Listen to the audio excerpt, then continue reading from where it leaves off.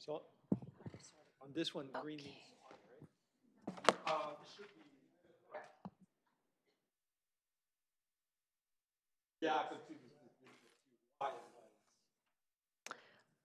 Okay, we just finished up the Cultural Commission interviews. Thank you for your patience.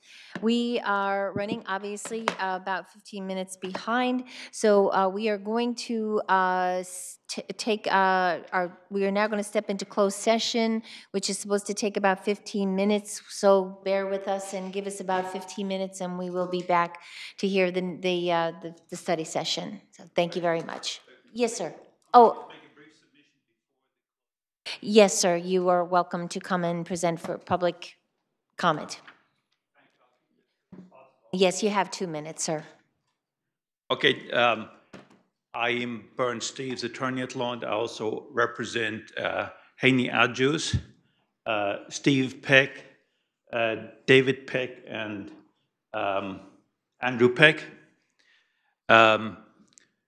Briefly, regarding the supposed remedy for this lawsuit, what we advocate for is a method called cumulative voting. I took the liberty, Madam Mayor and council members, to address an email on this to Mayor Gilmore, and I'll copy everyone else on that later, and I'll submit these printouts here.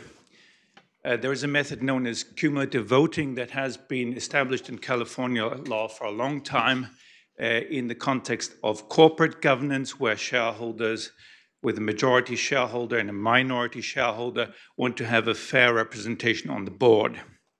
Details are explained in here. That is our preferred approach. If that proves absolutely unfeasible, another approach that goes a long way towards meeting the alleged concerns of the plaintiffs in the lawsuit, and I say alleged concerns, is open top to election. That's what we have, for example, in neighboring cities such as Cupertino. Everyone votes for a slate of candidates. The top 2 vote getters are elected. And that means, in effect, if you have a cohesive minority, so long as the cohesive minority manages to beat the number 2 preference of the majority, they get the second slot. So it gives a lot of protection to a cohesive minority. If the minority votes all over the place, of course, then the whole lawsuit doesn't address that in any event. So here are the submissions on behalf of my client. One copy for each. You're welcome to give them to the clerk, Yes, and they will thank you. share them with us. Thank you, sir. Anybody else that would like to speak before we go into closed session? If not, we will recess. We will go into closed session. Thank you very much.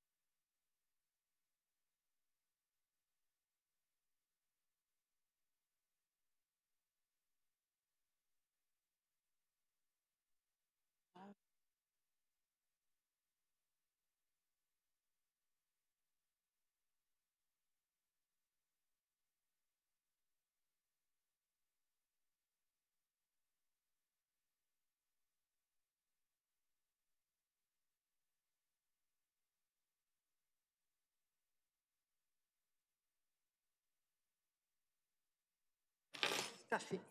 It's like no in between.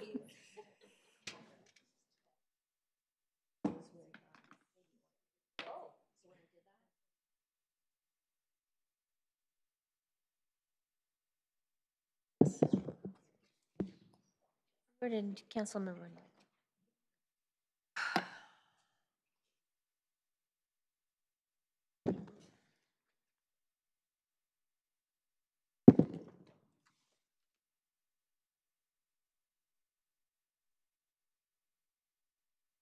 Okay, we're back, as promised.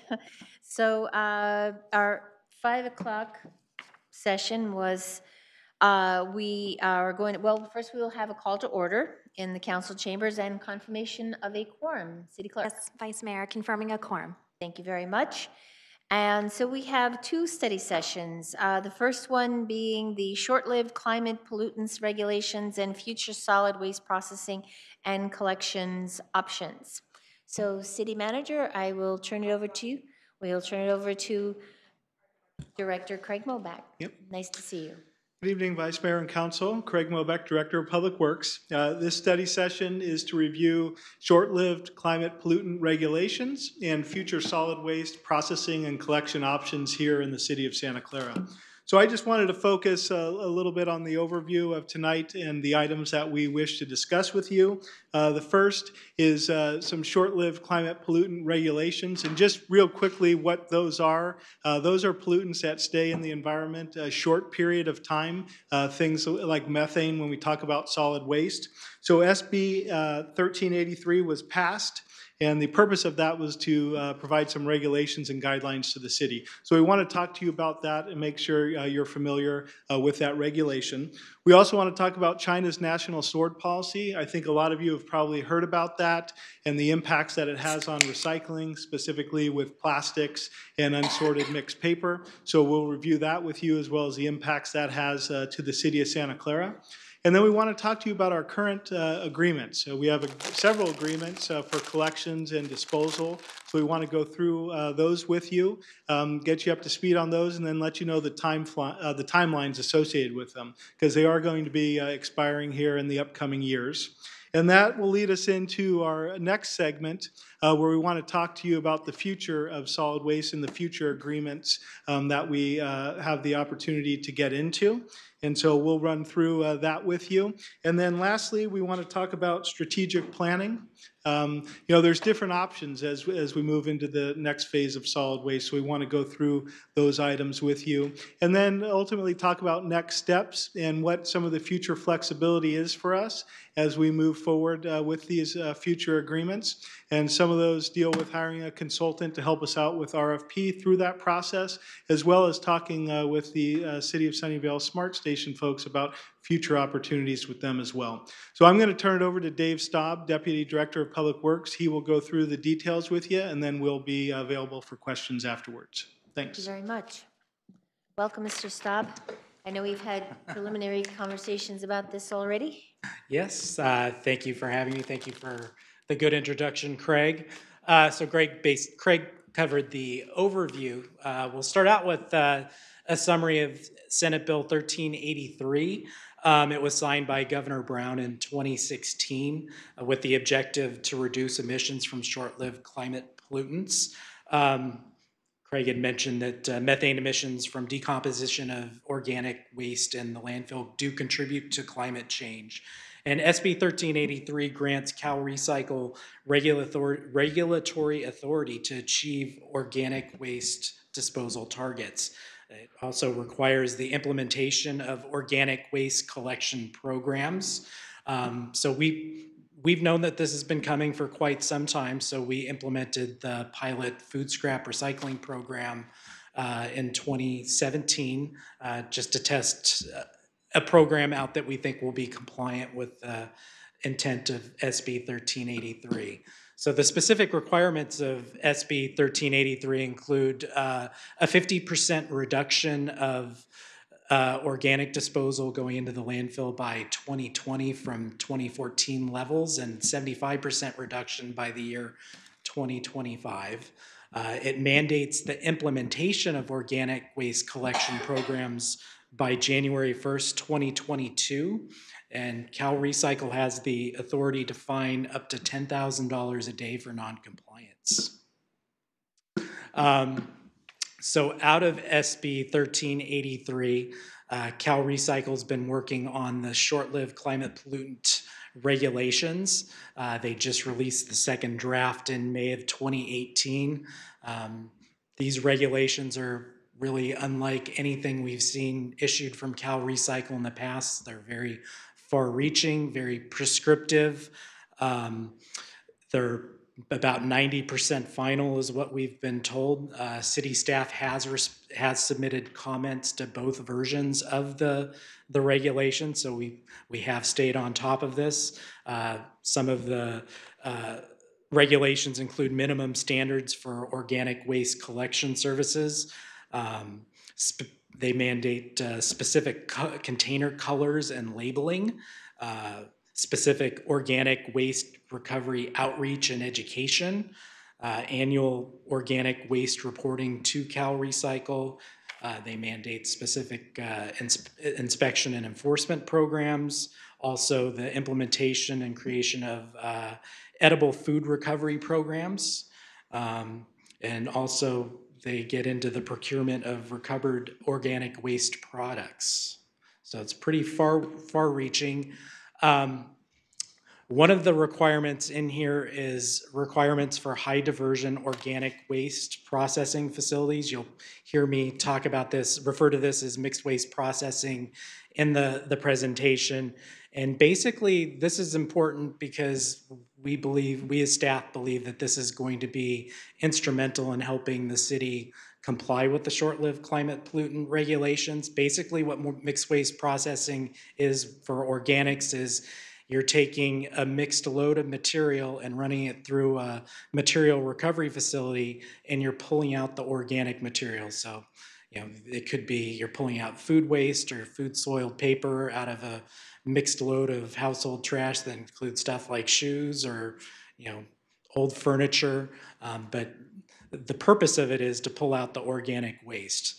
The proposed regulations, draft regulations, mandate that mixed waste organic recovery be at least 50% by January 2022 and 75% after January 1, 2025. This is important because it really, we as a city and other cities need to start looking at what we're delivering to these mixed waste processing facilities, because if they do not meet the 50 and 75% targets, for two reporting quarters in a row, they can potentially be certified, and that would make our program non-compliant. So as we're moving forward and thinking about what we're going to do in the future, we really need to be looking at contamination. What do these facilities have the ability to process? Another item that's really affecting the solid waste industry right now is China's national sword policy. In 2016, 62% of exported recyclable material was sent to China. China implemented its national sword policy on March 1st, 2018, and effectively they stopped imports to lots of recyclable materials into China. It's really impacted the plastics, mixed plastics and low-grade paper markets. The recycling commodity markets have been disrupted, and we now have to find a place to take all of that material to. So it presents lots of challenges going forward. And again, it comes back to contamination. We need to be cognizant of what we're accepting in our curbside recycling programs, and certain items that we've been accepting in curbside recycling programs may not be accepted in the future just because it has an item has the chasing arrow symbol with a number in it. It means it's potentially recyclable, but if there's not a market and there's nobody who wants to process it, it's essentially as good as garbage. in the last 10 years, most jurisdictions have switched over to a single stream recycling program. Santa Clara is one of those. So that's your blue recycling container. You throw your paper, your bottles, your cans, your glass, all in the same container. And as you start to mix all those materials, particularly with the rigid containers and the paper and the cardboard, that increases some contamination to the paper product. So, looking forward, something we may need to consider to keep a cleaner stream with less contamination is potentially in a recycling cart, having a divider that keeps the paper and cardboard separate from the rigid containers. And, for both the national sword policy as well as the short-lived climate pollutant regulations, one outcome certainly will be costs of recycling will rise. So those are kind of the big issues that are facing the solid waste industry right now. So right now, just kind of to set the table on, let you know what agreements we currently have in place. We currently have agreements with Mission Trail Waste Systems, Recology, Republic Services, and then we have 10 non-exclusive franchise agreements with haulers to haul waste from property zoned for industrial use. So our current agreement with Mission Trail Waste Systems is valid through December 30th, 2021, and that covers garbage collection from non-industrial zone properties, clean green collection from single-family homes, and also commercial business recycling services at properties not zoned for industrial use. The pilot food scrap recycling program that we have falls under this agreement as well. We also have an agreement with Recology. It expires January 10th, 2020, and that's to provide our residential single stream recycling program. It's about 45,000 households that receive services under that agreement. And under that agreement, similar to with the commercial business recycling services for Mission Trail, the recyclables collected in that program are marketed at they become the property of the hauler, and they're marketed at the hauler's discretion. So the city really has no say in where those materials are getting marketed after they're picked up. And lately the city's fared pretty well in terms of declining commodity market. So we didn't take any of the risk on in our previous agreements for recycling services. We do have 10 non-exclusive franchise hauler agreements. They all expire on June 30th, 2019. Haulers with a non-exclusive franchise agreement are essentially permitted to provide and charge for hauling services at properties zoned for industrial use only. In exchange, they pay quarterly non-exclusive franchise fees that total about $1.2 million each year that goes to the general fund. It's challenging to regulate 10 haulers. These haulers set their own rates. They offer their own services. We do have mandatory commercial recycling and organics recycling ordinances that they're required to follow. We recently conducted an audit of all of the haulers, and we found that our compliance with our mandatory recycling ordinances is not good. We also have a landfill disposal agreement with Republic Services that operates Nubia Island Landfill. That agreement expires December 31st, 2024. So that's where all the garbage that's picked up in the exclusive franchise area gets taken. We also get composting services from Republic Services. Currently, we only have a rate established to take clean green waste. We do not have a rate established if we were to choose to add food soil, paper, or other organics into the yard waste. If we did that, the price would go up probably by approximately double the per ton cost. So So that's an overview of our current agreements.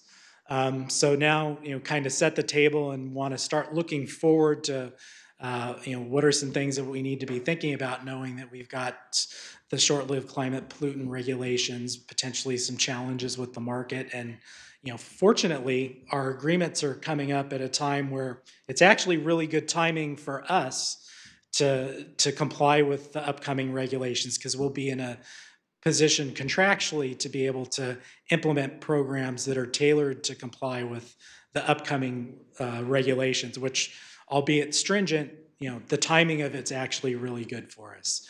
So looking forward, we want to talk about strategic planning for the future, collection options for single-family homes, multifamily homes, and commercial businesses. And I touched on it earlier, we definitely need to secure mixed waste processing capacity. The city does not currently have any agreement in place with any of the local facilities for mixed waste processing capacity. It's definitely something that we want to seek out. It provides us with additional options going forward. And then we want to talk to you about next steps. What are we going to, and the next steps will basically outline, this is what we're going to be bringing forward over the next year and what you can expect to see from us.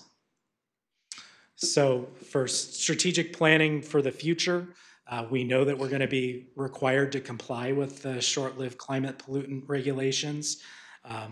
We also know that we want some access to mixed waste processing capacity. This will give us future flexibility. From a customer perspective, the preference, we definitely need to consider that. And generally, customer preference is less source separation. I just want to throw it away and be done with it. And we need to be cognizant of that. However, less source separation creates a higher reliance on materials processing, and that's where the mixed waste processing comes in. And to break it down, really clearly, more work by the processor or the city contractor translates into higher rates. More work by the customer, more source separation translates into lower rates. So, future options as laid out in the draft short-lived climate pollutant regulations include an option for a 4-container system. It would be one for garbage, one for yard waste, one for recycling, and a separate one for organics, that being the food scraps and food soil paper. This is probably the most expensive option. Collection is typically almost about twice as expensive as processing. So this would be the most expensive option. Lots of folks, particularly those living in townhomes, don't have adequate space to take an additional container. However, with this option, you would not need the additional mixed waste processing capacity. But again, this is likely the most expensive option. Another option is with 3 containers, and this matches what we have in our pilot area right now. So it would be a garbage container that has a split cart with food scraps on one side, garbage on the other, a green container for yard waste, and the blue container for recycling. So again, it mirrors the pilot program that's in place right now. Food soiled paper can be added to the food scraps. That would increase the processing costs as well as contamination. The advantage of this program is you're only paying higher processing costs on the food scrap side of the container. The garbage would still go to the landfill, so you'd be paying the lower disposal rate there. So that's we won't know for sure until we go out and get proposals, but I would estimate that this will be one of the more cost-effective options. Another 3-container option would be a black cart for garbage, green cart for both organic waste comprised of food scraps, food soil paper mixed in with your yard waste, and then a separate blue container for recycling. So this is an option that probably about half of the jurisdiction that we see changing over or going to in the county. Advantage to this is, same 3 containers that people already have. They don't need an additional container. Same number of trucks are needed to pick it up. By putting the food scraps and food soil paper in the green container, you would be doubling processing costs on the green container. We typically pick up about 11,000 tons of green waste per year through our exclusive franchise area. But for those that have a clean green cart, this may be a viable solution. One of the challenges with this system is we as a city do offer a townhouse service where folks living in a townhouse are not required to pay for and have a clean green container. That's about 15% of our subscribers. So if we went to this type of a program going forward, we would be asking the townhouse customers to take that additional container, and it may be challenging to store it depending on garage space, side yard space. Also, as you go into pay as you throw, that would be, we currently charge close to 10, I think it's, before it changed over, $10.33 a month for clean green service, and I believe it just went up to $10.76 a month. So that would be a whole other charge on the townhouse customers' bills that had not been on there, plus whatever the increased processing costs are.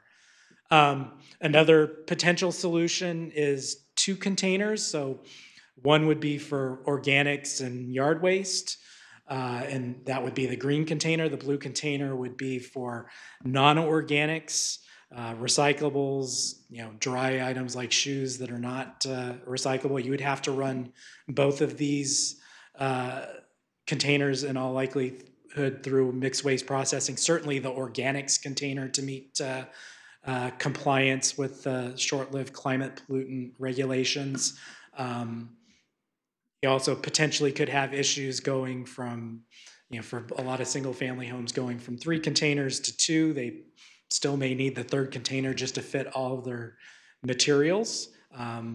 Not aware of any single-family residential program going to this model. There's also an option for a 1-container system, and that everything would need to be processed through a high diversion mixed waste organic processing facility.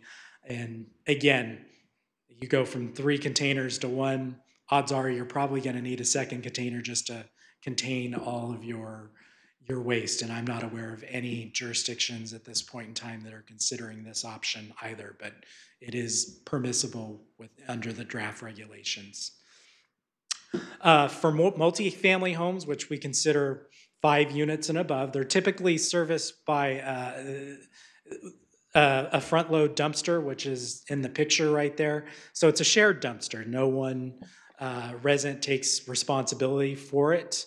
So as a shared container, they're much more challenging to regulate for contamination, because at a single family home, if the recycling cart's contaminated, there's a high probability that the person who lives there is responsible for that container, where it's a lot harder to train and educate people on a front load dumpster container that's shared.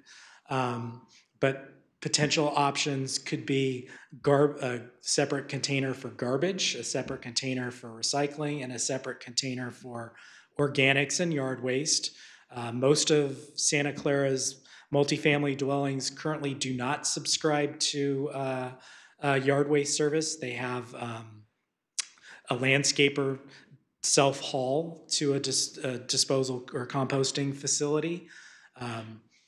Finding space for that additional 3rd container is challenging for some facilities that don't have the necessary enclosure space for them. Another solution that would be permissible would be 2 containers.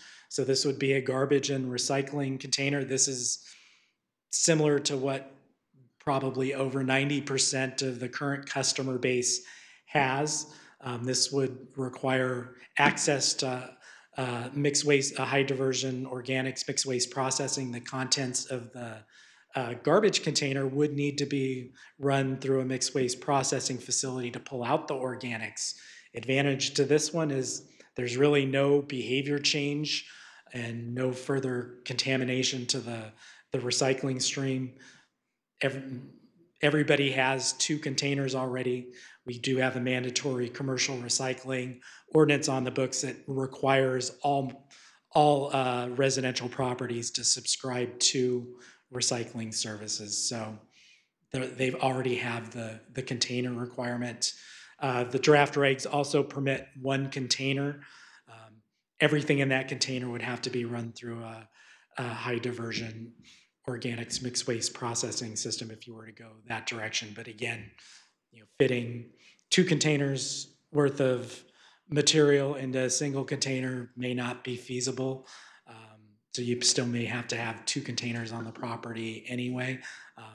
We've already done, I can't say that we've done a great job at training multifamily residential folks at recycling. There's a lot of turnover and it takes a lot of work, but there's still a baseline level of knowledge of what should be recycled and what should not. It's not at the same cleanliness as at a single family home, but I think we made a lot of good headway on that. And as you start thinking about potential contamination issues, I don't know.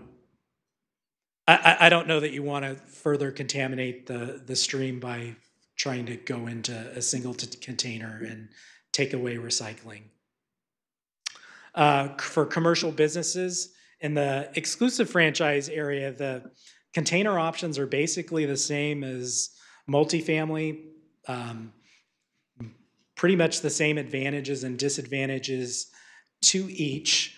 In the non-exclusive franchise area where I mentioned we have 10 haulers operating, we recently conducted an audit and it's challenging to get compliance. There's a couple options moving forward. We could potentially modify the non-exclusive franchise agreements to require mixed waste processing services for all non-recyclable services, that being garbage service essentially.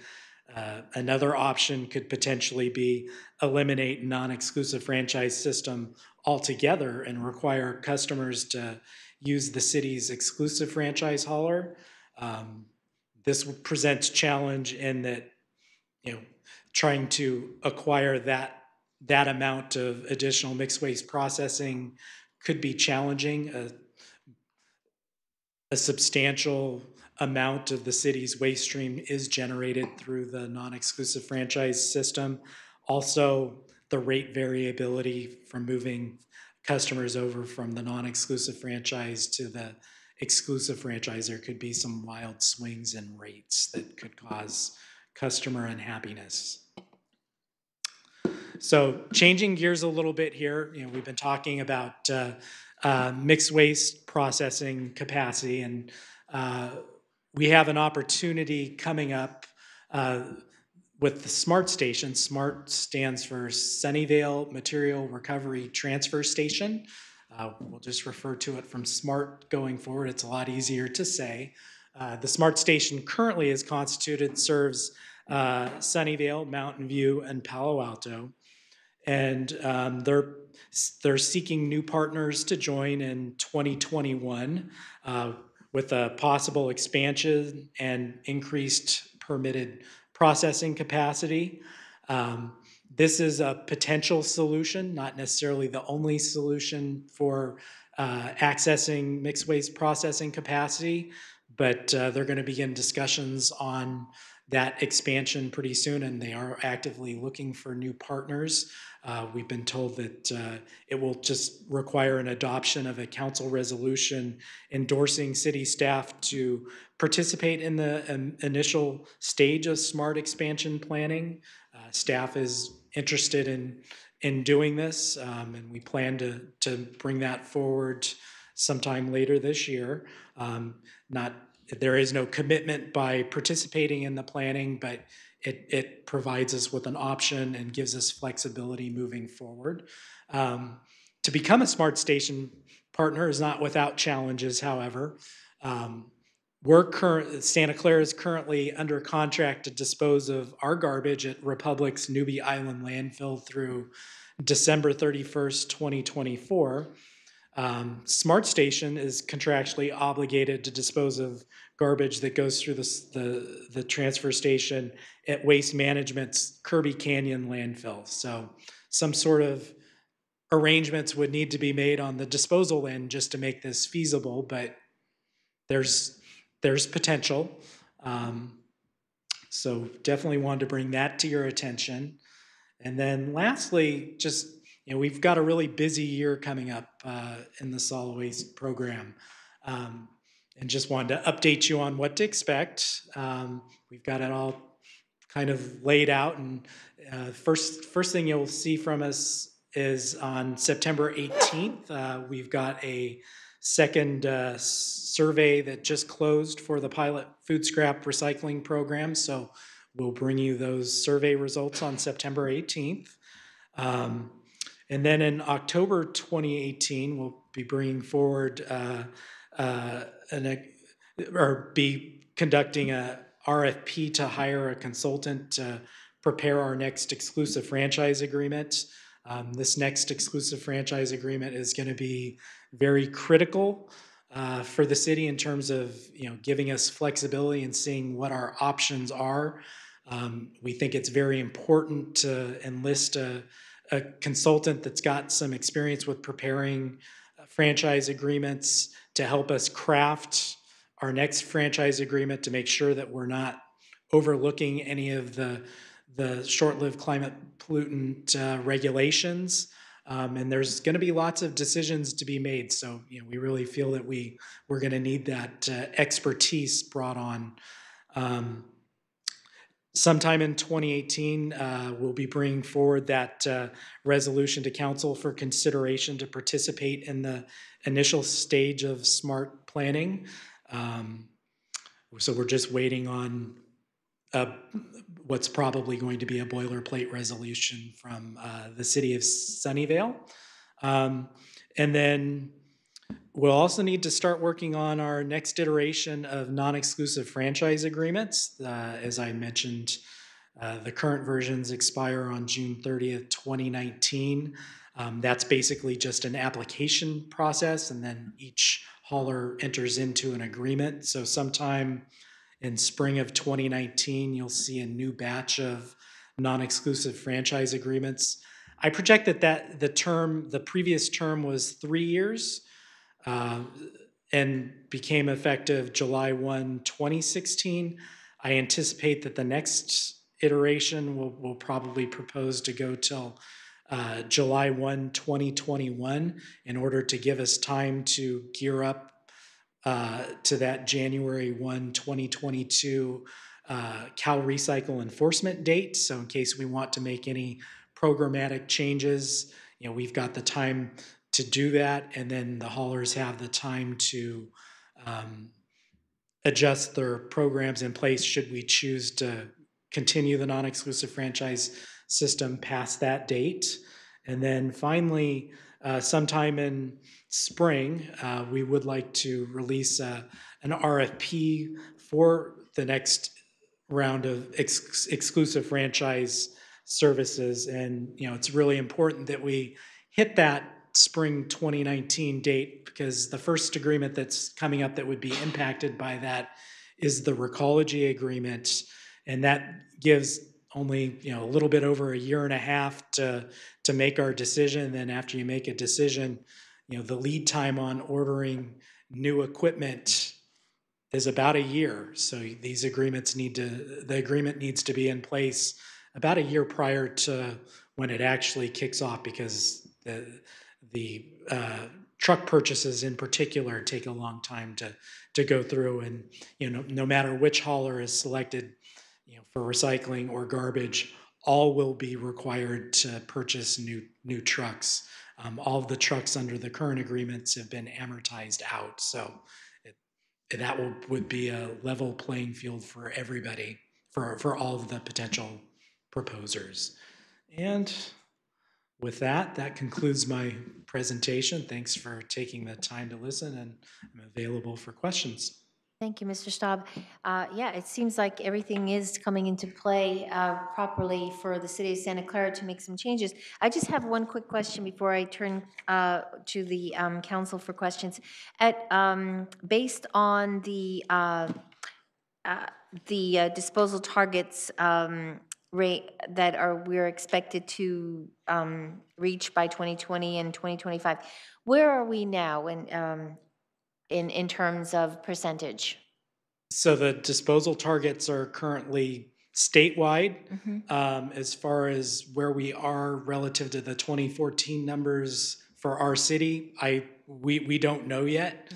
I can tell you it's not close because we really, outside of the pilot food scrap recycling program, and then we've got some commercial businesses on a food scrap recycling programs. We haven't done any wholesale implementation of organics collection programs, but we're not as concerned about the 2020 date as the 2022 date where enforcement can actually begin.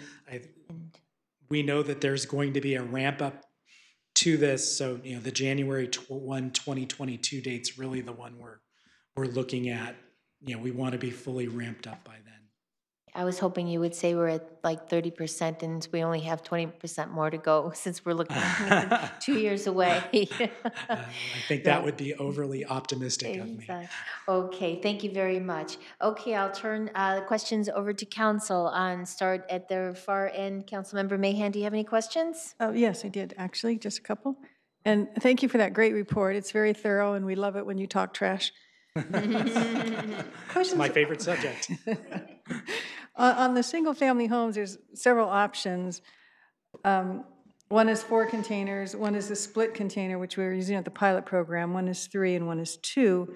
And on the ones other than the split container or a separate container for your organics, I understand that the organics and yard waste would go into one container, and those would get sorted at the facility. Is that right? Are you talking for the 3-stream container? Yeah. So in that particular case, you would only be putting the organics into the green container, so it would likely be shipped off to a composting facility without having to be processed because all the source separation's being done at the house. I see. And is there an increased cost to the customer for that service? Yes, there would be. And there's an increased cost to the city for that service? So the city pays the Newbie Island, and then Right. we pass, our costs on to customers through rates. So yes. So in other words, any of those kinds of things will cost the city more, thus the Yes. consumer more. Unfortunately, all of this change is going to result in higher costs and higher rates. Do we have any idea comparatively how much the different options will differ in costs? So I can give you some back of the napkin type of numbers. Currently we pay around $38 a ton to compost clean green waste at the recyclery. I would project that to add food scraps and food soiled paper to that stream, it would be somewhere between $75 to $80 a ton, so it would about double. I can tell you that for the pilot food scrap recycling program, we pay $75 a ton to process the food scraps through the SAFE program. And then for mixed waste processing, I would estimate dollar amount to be between $115 to $130 a ton processed. And I want to add that because we haven't been through the competitive procurement process, Sure. we're speaking in Yes. estimated forms. But what we will do as part of this process is bring back other competitive processes that have recently occurred in the region so that we're able to benchmark our pricing and make sure that it is aligned with the value of service and that our pricing is relatively, or if we can do it, apples to apples comparison, that we're within the ballpark of what's reasonable to pay. Great, thank you, thank you. so those are very much back of the napkin numbers. Of course, yeah. It just gives me a good idea when you say it almost doubles on the collection side. Okay, Councilmember O'Neill. Thank you. So had some awareness that during the time that I spent on the County Recycling and Waste Reduction Commission about some of these issues. So it's good to hear more details of where we are. So one of the things, I was kind of following that situation with China, and I was reading and hearing reports that there were possibilities that they were going to be turning like ships from the U.S. around and just not even accepting. So where currently are we with, the United States is kind of using China as a dumping ground for a lot of stuff. Are they actually refusing to take recycled materials at this point? Yes, in some instances they are. There have been loads of recyclable material that have needed to be Turned around and sent back? and sent to a landfill as opposed to recycling because there's not markets for it. We have not heard from Recology nor Mission Trail that they're currently having problems moving their materials, although Recology gave us a heads up that there could be some potential issues coming forward, but they have not brought anything to us. So as far as we know, they are moving their material. And again, when they do pick the material up, it does become their property to market. So we don't have as much information on that as somebody who is a jurisdiction that has an ownership stake in the marketing of the material. Okay, so with the thought of so much of what goes into the waste is, the packaging that we see for all kinds of products and food products that are in, like I think of a box of crackers or something, or a box of cereal that's got this like almost this plastic bag that you have to have a, almost a chainsaw to open, and then it's in another cardboard container and the plastic. And I know that I am hearing, I think some of the European countries are talking about banning all like single-use containers. Are you hearing anything more, that could be a huge way to reduce? But I don't know, it would be such a, particularly for the US, which is, really packaging intensive. Are you hearing anything about that notion that it kind of stopping the, like all this, like everyone's jumping on the bandwagon of getting rid of plastic straws? Are you hearing more if you're in, since it's your kind of industry, about changes in laws about packaging? I haven't really heard too much about changes in packaging. I am familiar with straws and cigarette butts, and those are kind of the two largest issues you're hearing about right now regarding bans. But one thing to realize is we as the city, we're kind of at the bottom of the pipe, so to speak, in terms of a lot of manufacturing decisions are made, and we've really have no ability to impact the manufacturing chain, and we have to deal with it at the end.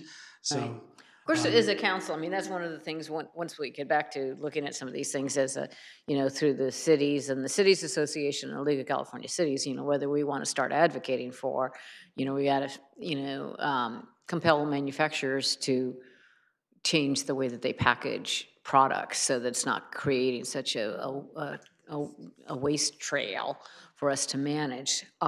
So another thing, so here's something maybe that we could control a little bit more.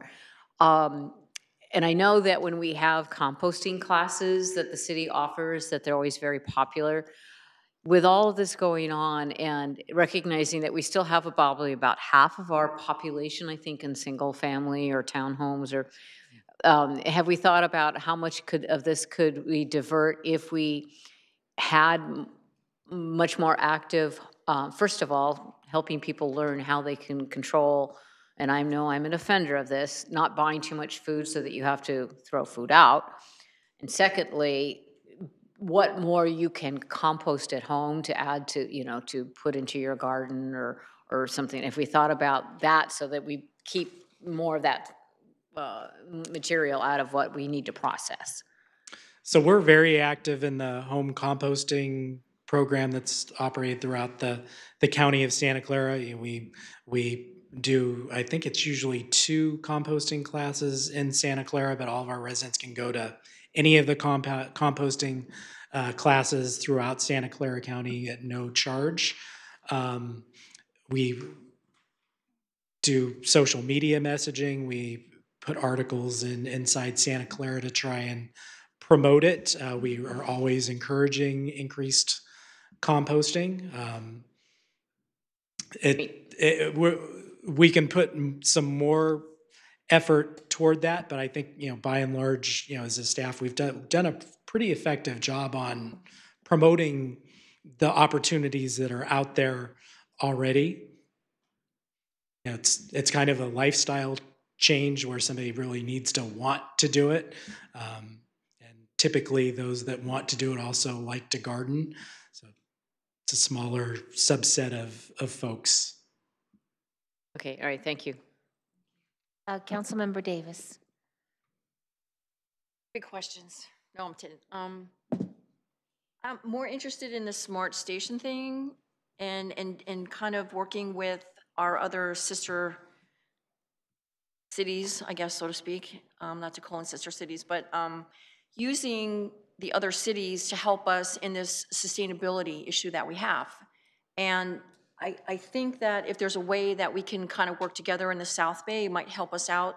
Because we get complaints from the people with the trash bins, and some people don't use a lot more garbage than other people. So I'm more with Teresa O'Neill on that education world, where if they know how to compost their stuff, because I came from a world that recycled everything, because I kind of lived in a rural area. So everything was separated, and some things went to the dumps, and some things you could put on your food scrap pile, and then your compost. So I would rather be proactive about this, because to me, this is a lot of money. I'd rather be on the preventive end of it, where we could see what we can stop doing versus, for sustainability, versus changing everybody's garbage pails who are complaining numerous about how come this is too small or this is too big or I don't want this. So I really think that I don't know what the smart station would be, but to engage in something like that with sustainability with these other cities to see what we can do in the South Bay, because it seems to me like we just keep adding more into this garbage thing. I'd rather decrease it or change it in some other direction.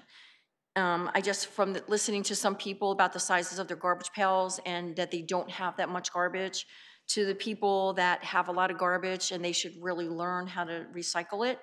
And understanding that in 6 years, this island is going to shut down and there's not going to be anything. It's going to be gone.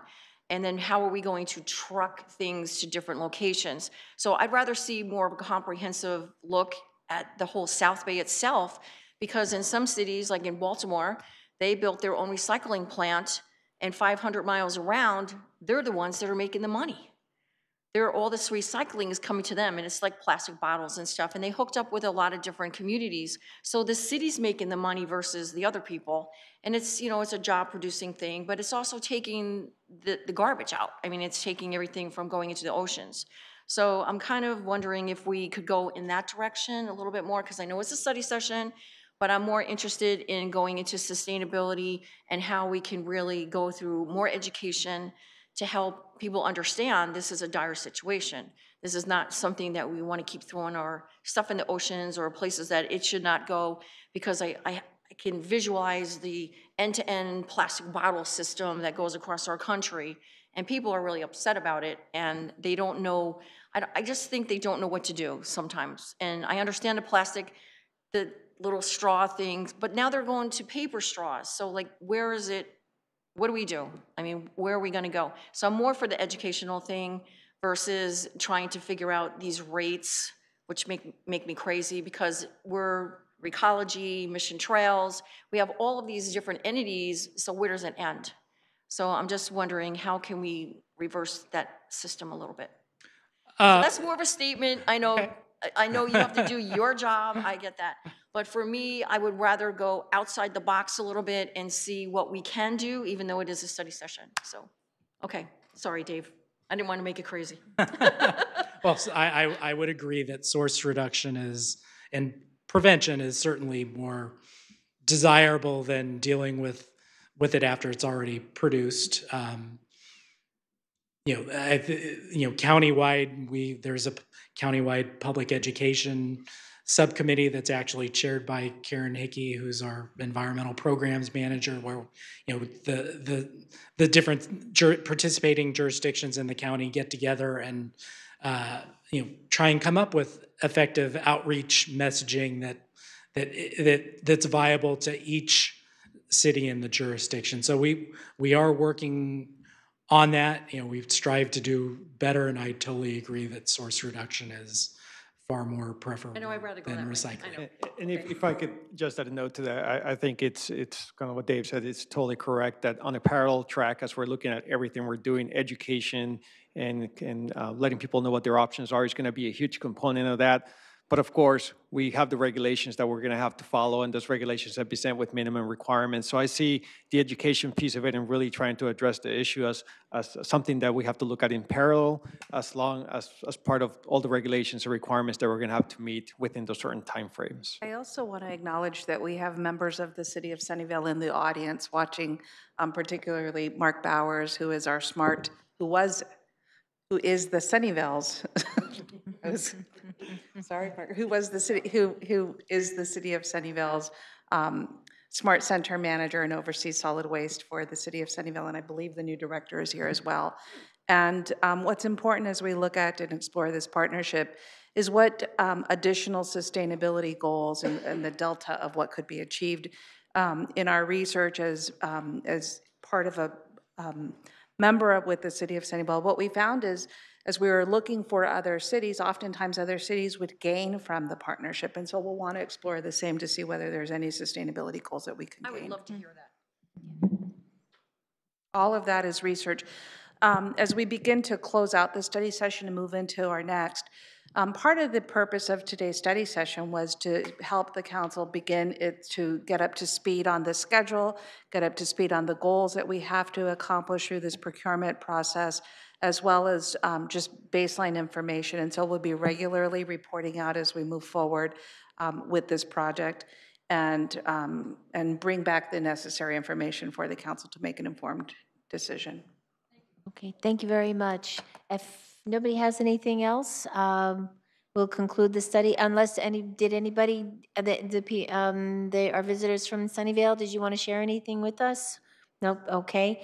Then I will close out the study session and then move on to our next study session regarding zoning code update. Thank you very much. Thank you, Vice Mayor, members of the City Council. I'm Andrew Crabtree, Director of Development.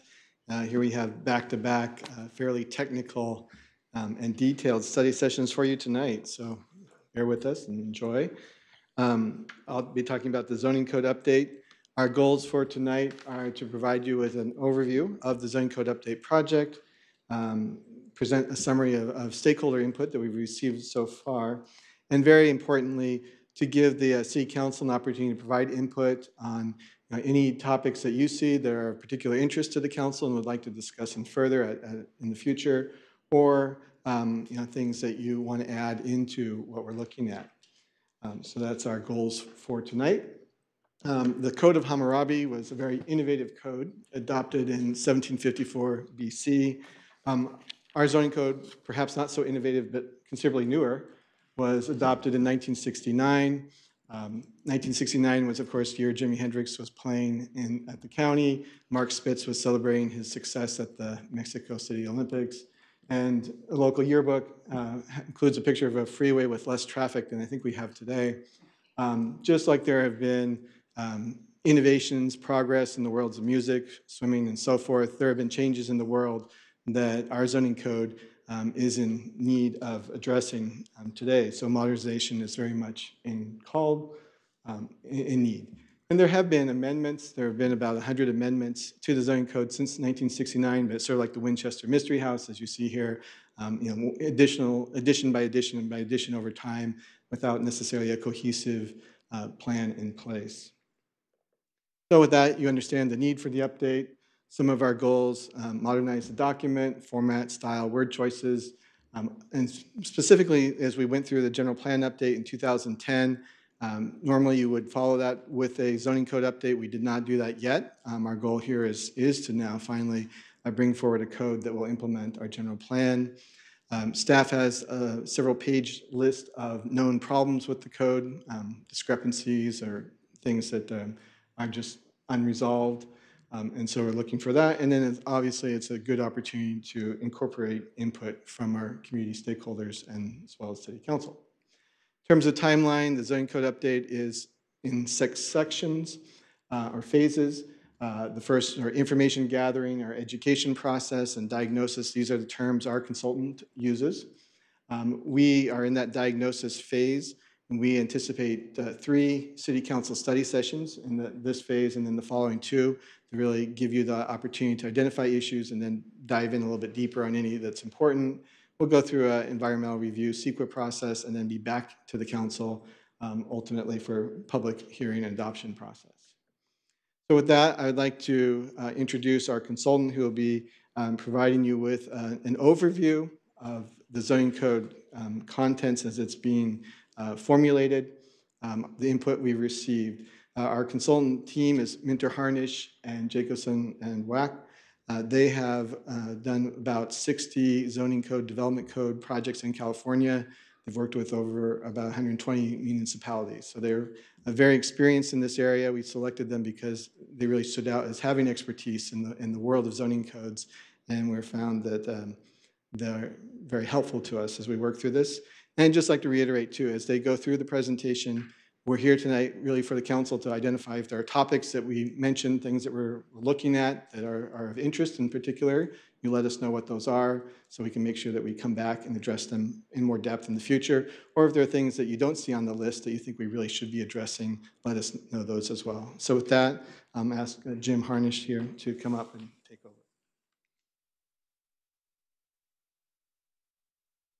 Cool.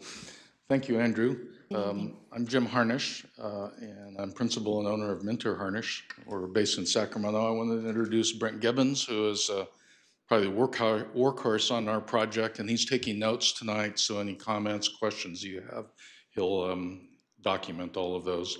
Also, hopefully watching tonight is Bruce Jacobson, our other partner in crime on this project. Bruce and my former partner, Larry Minter, have been working for decades together on zoning code updates. And Bruce is I consider him the premier expert in zoning codes in California. So I want to give you a brief overview of, as Andrew said, a brief overview of what we're up to in terms of the code, and then talk about what we've heard so far in our stakeholder interviews and where we are in our progress, because we've made some progress on the project to date.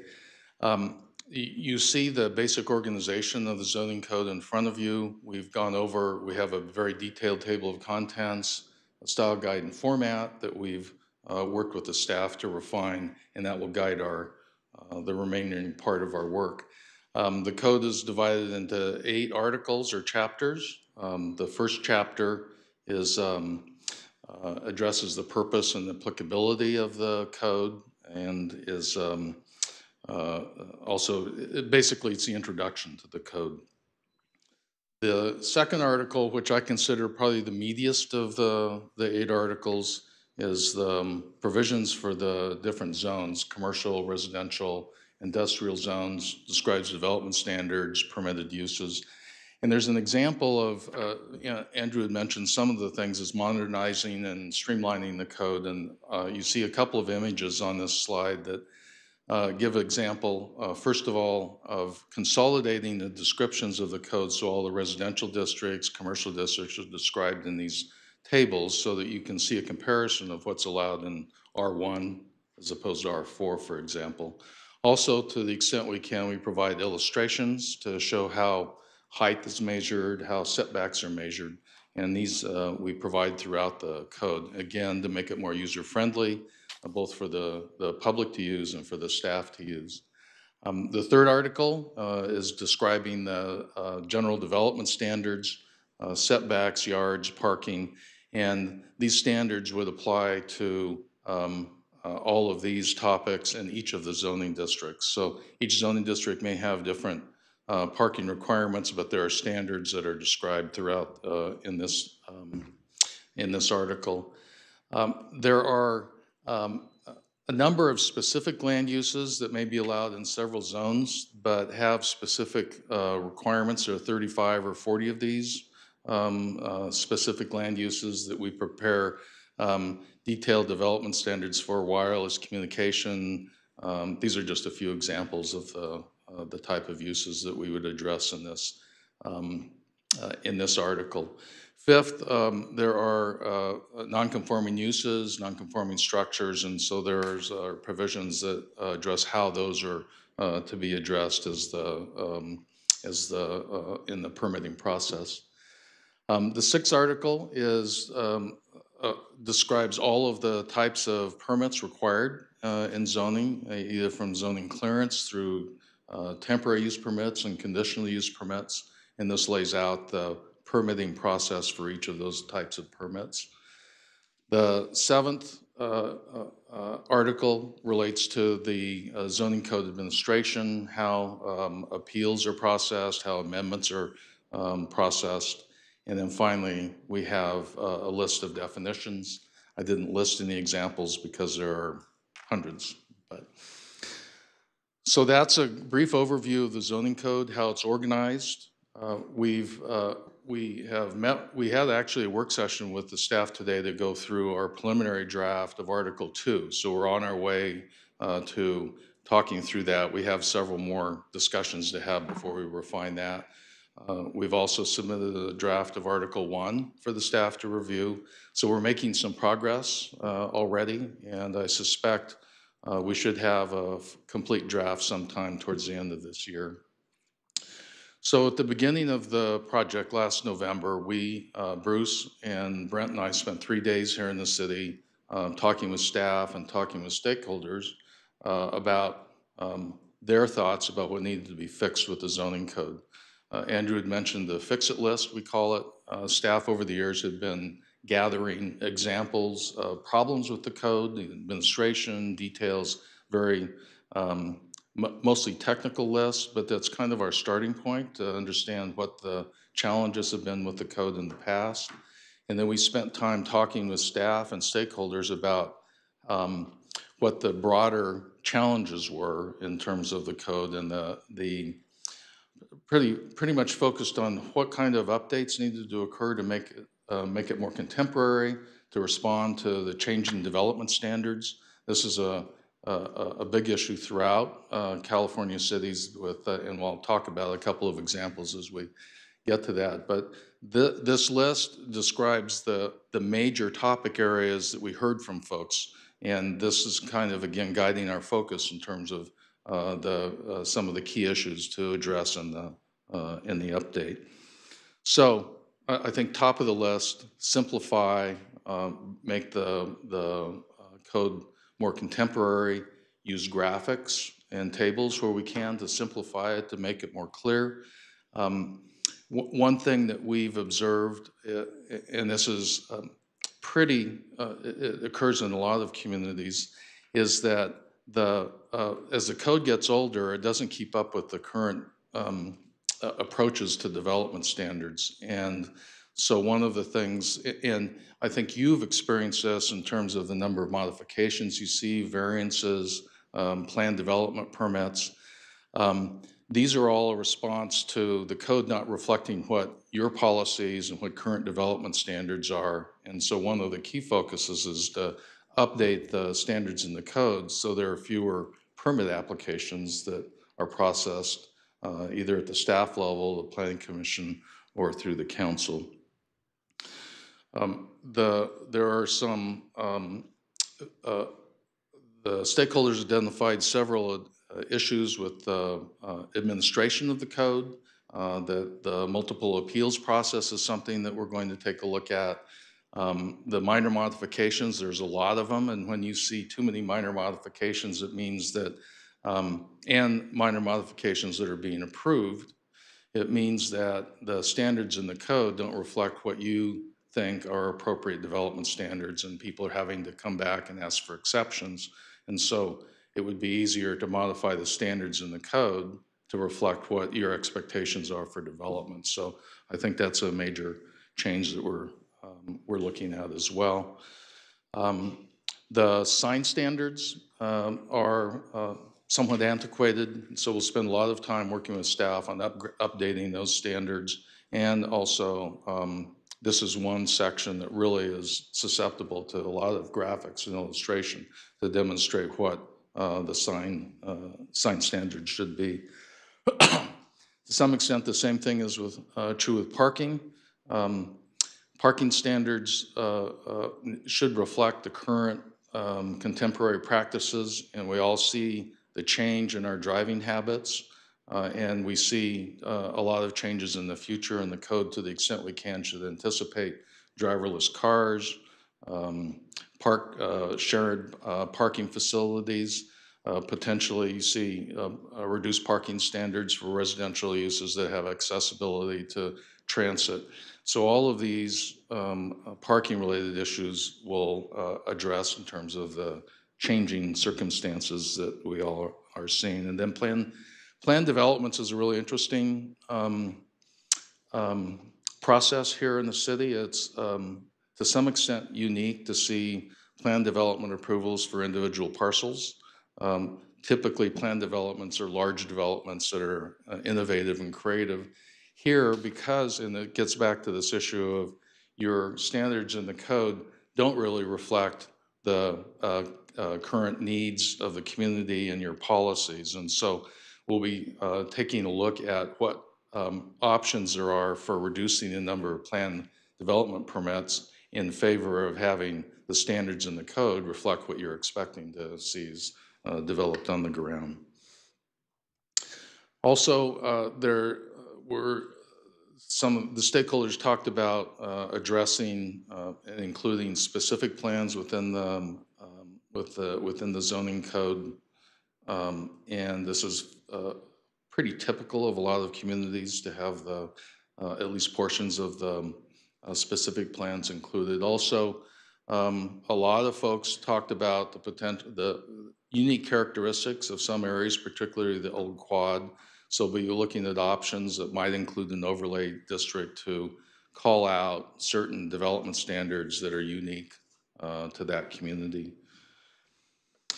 And then finally, the single-family zones. There's in this I've touched on a number of issues that touch on the single-family zones, and a lot of stakeholders talked about a need to upgrade and update the development standards for in the single-family zones. So we'll be looking at a full range of possibilities in terms of how to make it more efficient, and again, how to reduce the number of permit applications that you see. And then some other miscellaneous comments that we thought were worthy of note, addressing outdoor dining standards, flexible standards for drive-through and mobile vendors. So that's a really quick overview of what we heard from the stakeholders. We've taken these comments, the staff fix-it list, and the discussions with staff, and kind of begun to address these issues, and as we will do over the next several months. What we're interested tonight in hearing from you, whether or not we've missed something big that we need to be aware of when we're going through the code. If there are some specific things that you see that stakeholders have raised that you're not interested in us pursuing in the zoning code update, we'd like to hear from you on that. And then just in general, your concerns and expectations for the work we're doing. So. Thank you very much. Sure. I'm sorry, did I cut you off? Yeah. No, I'm done. Okay, thank you. Thank you for that report. And I have a couple of speakers here, and it looks like I will start with Councilmember Debbie Davis. Hi. Hi. This is definitely long overdue. This is an amazing feat in itself. So question number one, I'm glad that you are going to incorporate that overlay of the Old Quad, because that has been something that we've been hearing about for a long time, and the standards there. Who were the stakeholders? I wasn't clear on who you all talked to. Did you talk to residents about this zoning? They're listed in the back of the, do you have the stakeholder summary? We should have a Page list. 14. Okay. Didn't read that. That's okay. So you got So me. I can't, it's been Okay. since November, so I don't remember all their names. We Okay. talked to a lot of staff. A lot of stakeholders were invited. Some weren't able to make it. We had considered doing some follow-up discussions. That hasn't happened yet, but I think there's a lot of outreach included as a part of this project, not only with your study sessions, but with community workshops. And so there's going to be a lot of opportunity for Residents to speak. yeah, for residents to speak. Specifically on the old quad, the staff is beginning a series of meetings with residents in the old quad. And was very happy about I know it's minuscule stuff, but the drive-throughs, things of that nature that we're not really aware of when that comes to us, if it gets past planning. We do have a lot of people, and they resent the fact that they don't want the drive-through coming out in their residence, noise, pollution, the whole thing. So I'm glad that you're actually addressing that in this report. I should say one thing, there's nothing too small and minuscule for a zoning code. Oh no, this is, we get a lot up here, let me tell you. We get with appeals, I mean, there's a lot of things that we face as, council members, so I'm happy. I'm just really happy. It just seems like we really need to get this done and move forward.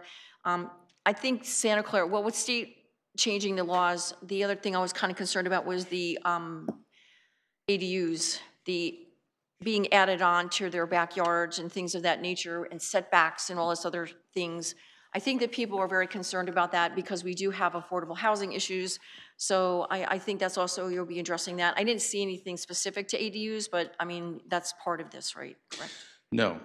No. Because you've just adopted an ADU ordinance. And unless, okay. Yeah, so we're assuming that that's going to be in that Article 4, the standards for specific land uses. And so we're just, since you just recently adopted it, we're not proposing to revisit it unless there's some issue that you feel like we need to. I would like to see that, at least through a stakeholder conversation, people might have questions about that and permitting and setbacks and things of that nature, because I think they want to understand what they can do or not do in the city of Santa Clara, because we also have that's come up a little bit too. Sure. Other than that, I thank you for the report. I think it's really good, and I'm sorry I missed my stakeholder thing, didn't have my glasses on. But anyway, thank you very much. You're welcome. Thank you. Councilmember O'Neill. Okay, thank you. Yeah, so I too am very happy to see this because as a former planning commissioner who went through, several stops and starts of this process, and we went through, for a while there, we were doing all these variances, and then we decided to do all these plan developments because, then you should have seen the process when we did do the general plan of trying to make things match it. We were like going through parcel by parcel and making decisions. So that, this is definitely long overdue. So a comment on the stakeholders.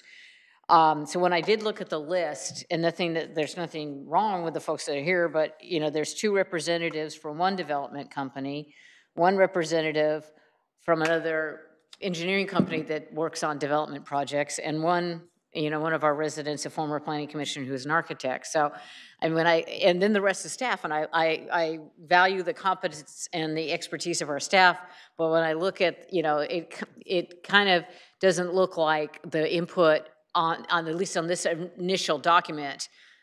It's almost like it should be say, okay, this is a staff and a professional, standpoint. I'm just saying that when you look at it, it's not exactly a robust or balanced list of stakeholders. Hi, Andrew. I just want to add on to that we've had a couple of community meetings as well that maybe aren't reflected in that, but we did get input through those community meetings. We had one in January of last year that was really sort of very early on, and that was something that staff passed on to the applicant. And then we've had some more recently, in particular focused on the old quad, where we've just been working with neighborhood residents that we know have particular concerns. Okay, great. I think we should do that. Should continue to, as we get input from, because very definitely stakeholders are, the people who live in this city. So I'm also very, one of the areas where we I think, as the mayor likes to quote me of saying one of my favorite words, angst in our residents, the home, people who want to do development, business owners, is that I think in Santa Clara we've tried to have our processes be very democratic and have people have a chance to participate.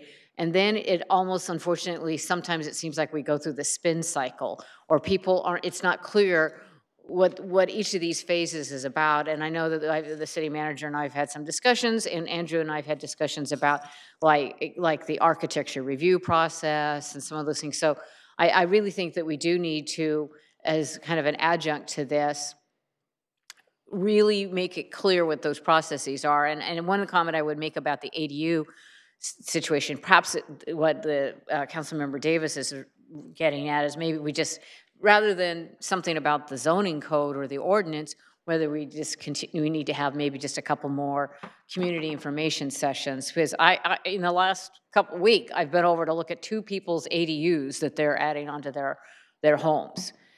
So I think people are very interested in that. And perhaps we just, as not, I don't think that really should be under your scope of work, but maybe just as a footnote in the community development department that we might be able to do that. But I definitely think if we can look at making the code clear so that like I said, so that the process isn't so iterative for people, and I think that gets extremely frustrating for everybody involved. Like, well, why didn't I know that at the beginning? Or, and I think one of the other big issues that we need to look at in the zoning code, and this gets into, like, I'll be very curious to see the revised definitions, is particularly the differences between, say, R1 neighborhoods and then multifamily neighborhoods, and with the whole issues we've had very contentious sessions for a number of years now about in the problematic definitions about what contains a living unit of people. It's not the traditional family that people used to think about, and so that is, because one of the things that I like to say, I said, if we don't have density, we're going to have intensity.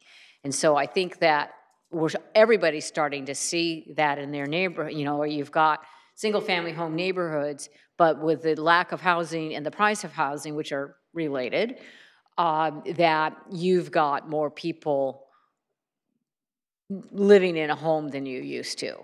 And so then we've had some, and I see Mr. Kelsey here, I know he's been a participant in a number of those discussions, and I have too, like, trying to be guided by our city attorney about what is legitimate to, what can you talk about, or what kind of limits do you place on people because they're living in a R1 or R16 or R18 neighborhood versus something that's of a much higher density. And I mean, that's problematic, but I think that if we could somehow get more clarity on that for people, that would be very helpful as we go forward. So those are some of my thoughts. Thank you. Well, you have touched on a challenging and sensitive issue in terms of defining family and occupancy of a living unit. So it is a challenge. And there are some legal limitations, but we are aware that that's an issue and are planning on addressing it. Because I know, because I myself have done research, and I know other people have, that, we are a college town, but I mean, I've looked at a lot of other cities around the country, and, there are some towns where the vast majority of the population is the college students. And, I remember talking to the city manager of New Brunswick, New Jersey, or whatever, I think it's New Brunswick. It's where Rutgers University is located. And when school is in session, the population of their city doubles. And, in places like Penn State or some of the, in the Midwest, some of the really big state schools. So we're not in that situation, but, it's almost like somehow I think we do need to also reflect that, when you've got something like a growing university, and to one of the things that I'd really like to do is to look more at what goes on, like the use permit for Stanford University, and some of the restrictions and things that are placed there on Stanford, and the obligations that are asked of them to participate in the community and see what we could learn from that in terms of, Santa Clara U has some, and I think it's fantastic, some ambitious plans for growth. And so how do you accommodate something like that when it's right on top of one of the old quad neighborhood Right. that we're talking about doing an overlay for? So I think that's a particular challenge. Thank you, Councilmember Neal. I don't have any more lights up here, but I do have, I believe it may be a public speaker, Huascar Castro. If you'd like to come up and share.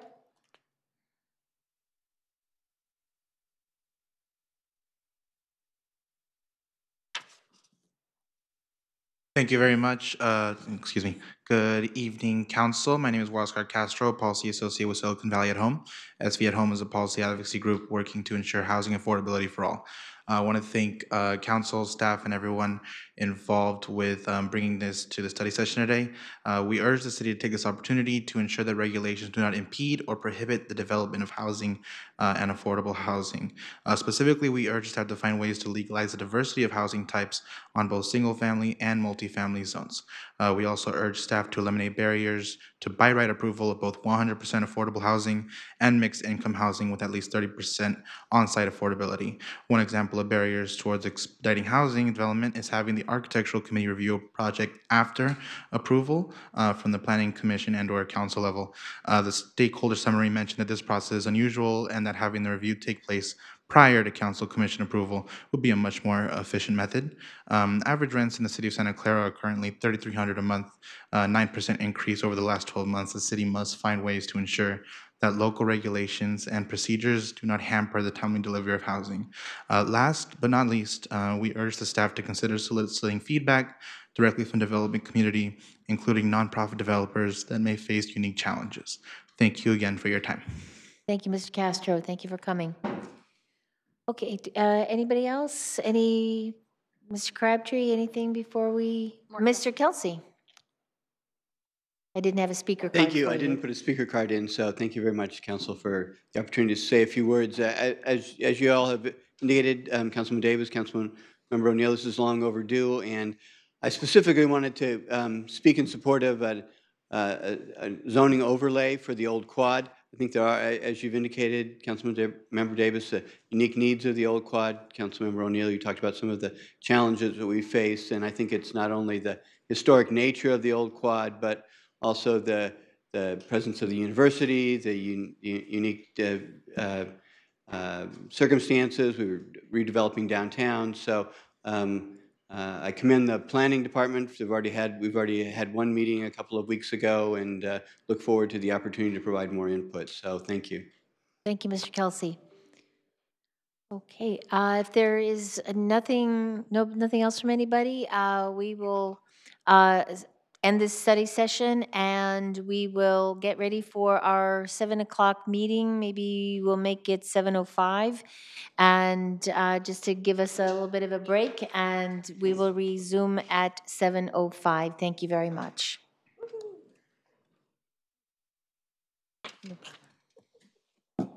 Oh.